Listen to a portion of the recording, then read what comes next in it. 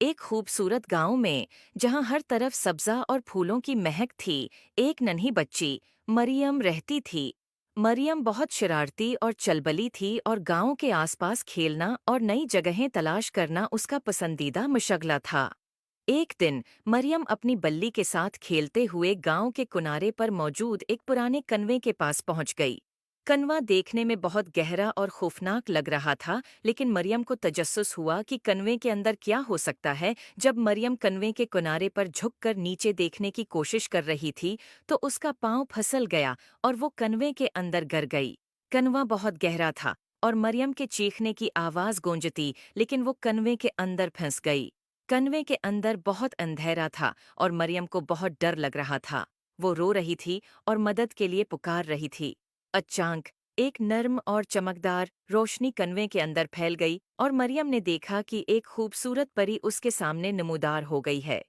परी की चमकती हुई पर और नर्म रोशनी ने कन्वे को रोशन कर दिया। परी ने मरियम को तसल्ली देते हुए कहा, डरो मत, मैं तुम्हारी मदद के लिए आई हूँ। मरियम ने खूफ ज़दा होकर कहा, आप कौन हैं? परी ने मुस्कुराते हुए जवाब दिया, मैं एक जादुई परी हूँ और मुझे मालूम हुआ कि तुम्हें मदद की ज़रूरत है। परी ने अपने जादुई छुरी से रोशनी का एक दायरा बनाया और मरियम के अर्द गिर्द फैला दिया। मरियम ने देखा कि उसके कदमों के नीचे ज़मीन हमवार हो गई है और उसका खौफ कम हो गया है। परी ने कहा, तुम्हारी हिफाजत मेरी जिम्मेदारी है। आओ, मैं तुम्हें यहाँ से बाहर ले चलूं। परी ने अपनी छुरी से एक रास्ता बनाया जो कन्वे के ऊपर तक जाता था। मरियम ने खौफज़दा होकर पूछा, क्या मैं इस रास्ते से ऊपर चढ़ सकती हूँ? परी ने मुस्कुराकर कहा, हाँ, ये जादुई रास्ता तुम्हें महफूज तरीके से ऊपर ले जाएगा। मरियम ने हिम्मत जमा की और जादुई रास्ते पर कदम रखा। जैसे ही वो ऊपर चढ़ना शुरू हुई, परी उसके साथ साथ उड़ती रही और उसकी हिफाजत करती रही।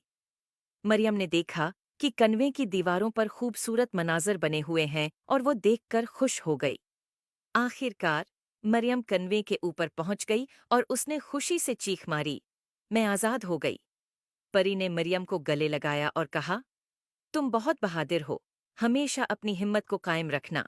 Like and subscribe for more videos. Thank you.